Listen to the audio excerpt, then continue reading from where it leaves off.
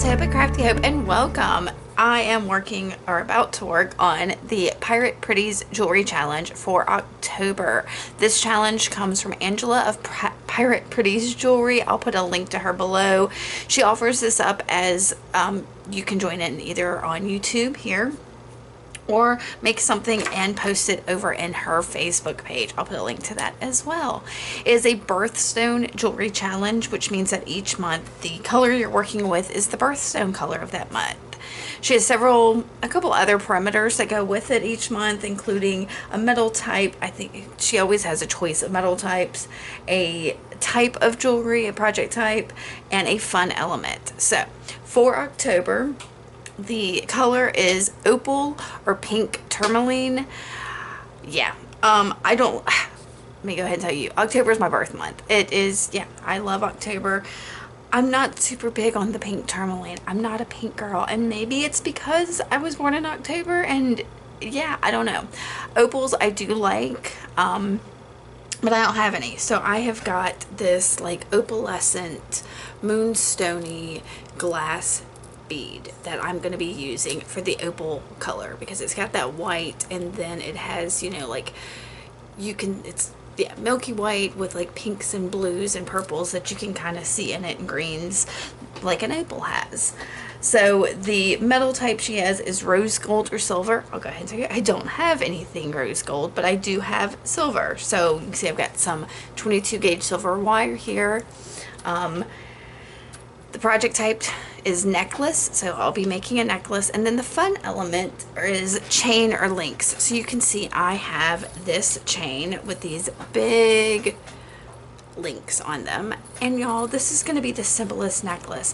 I am basically going to take this chain apart and put links in between using these beads. So I'm just going to do a couple of those and we'll come back and look at it, but I'm hoping to make it fairly long, so we'll see. Let me see which end we're going to use. This end that doesn't have attached. So these are just connected with regular old jump rings. So I'm going to take it apart here like so, get that jump ring apart. I'm going to put that aside because you can always use more jump rings. And I'm going to take one of my beads off and cut down some of my wire. Now I'm using just some jewelry pliers. Whatever you got is fine. So I'm going to start by cutting down. I like a good little length of wire, about 12 inches or more, to work with. I'm going to use my round nose pliers and make a wrapped loop. Now I showed this in a lot of videos. I have a tutorial up here if you need more information on making wrapped loops, but I go down about an inch or so from the top of the wire and I bend it at a 90-degree angle. Then I adjust my pliers so that it's on that shorter length. Can you see that? And then I'm going to wrap that around those round nose pliers, adjust my pliers, and finish that loop. So I have a loop there. Now, because we're going to be connecting this, I'm going to go ahead and twist open my loop using some chain nose pliers, slip that on here to this link, and then close that loop. I'm going to hold the loop with my chain nose pliers and take that tail and wrap it around this longer length of wire about 3 times. Yeah. Now that is a little bit longer than I want it to be, so I'll go ahead and trim off the excess. I'm going to make sure that doesn't go flying. And then take that, find that tail, and make sure it is nice and flush against my wire. From there, I'm going to slip on my little moonstony colored bead, and I'm going to make another wrapped loop on the other side. So, and I'm going to make sure it goes in the same direction as the previous one, since these big loops all go in the same direction. So again, I'm going to hold this right above the bead, bend it at a 90-degree angle, move my pliers up, make part of my loop, adjust my pliers, finish my loop, and then open this loop, slip it on the other loop over here, the other ring, I guess, link, whatever we're gonna call it, and then close it, close my loop that I made. Make sure that's closed, and then I'm going to hold it and wrap 1, 2, until it touches that bead again.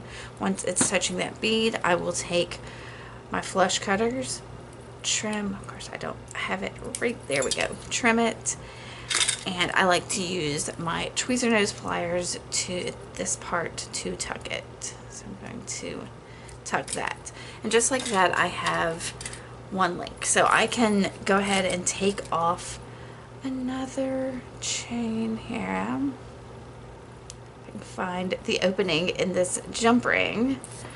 All right, and we're gonna open it, take that off, take that jump ring off, get another bead, and you can see we've got the first part of our chain.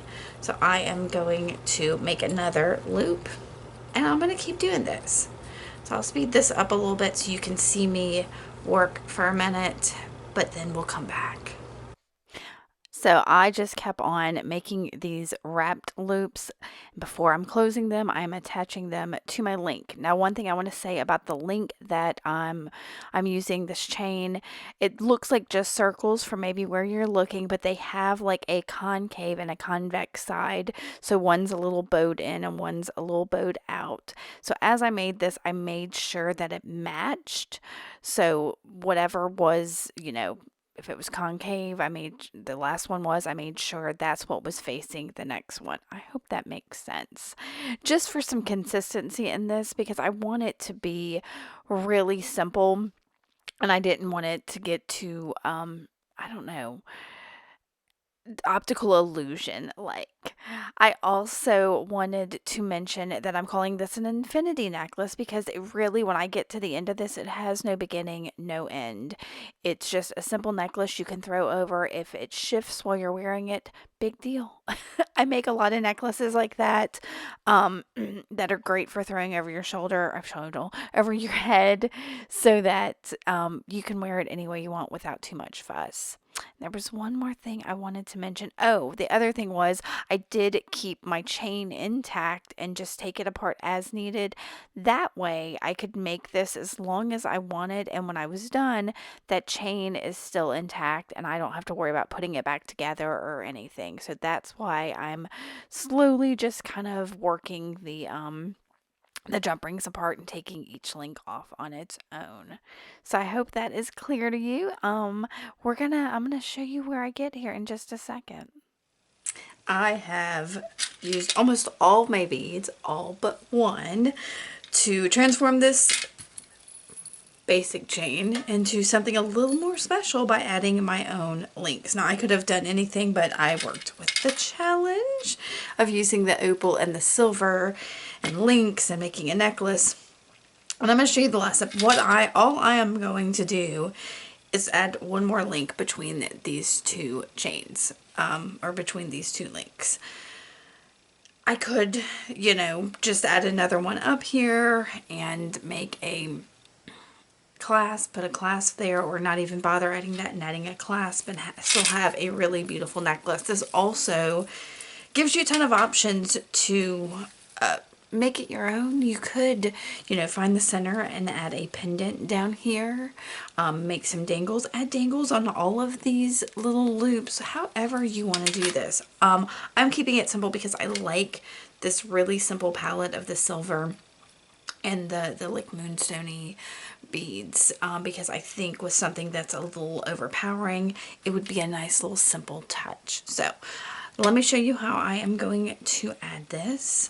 And all I am going to do is make another wrapped loop like this. I've got my loop. I'm going to slip it. That's my chain I don't want to add to. Slip that on to the chain I'm working on, like so. Close that loop, wrap it just like so, 2 or 3, I guess. trim any excess I have, tuck it, if I can find it, tuck it, slide my bead on, and then start my other loop. Now, since I have made sure all of these links are facing the same direction and I don't want anything to get too tangled, I'm going to take a little bit of time and just hold this up and pull it out straight. Uh-oh, see, I think I got something messed up there. Just trying to gently have it all going in the same direction. There we go.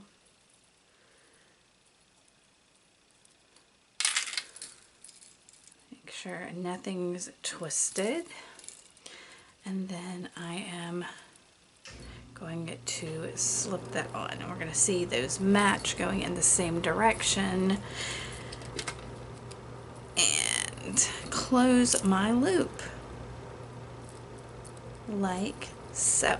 Now while I am closing this, I'm going to go ahead and tell you that I'll leave a link to Angela's reveal over to her on her site. I want you to go check that out. Click the hashtag Pirate Pretties Jewelry Challenge to see how other people took on this challenge.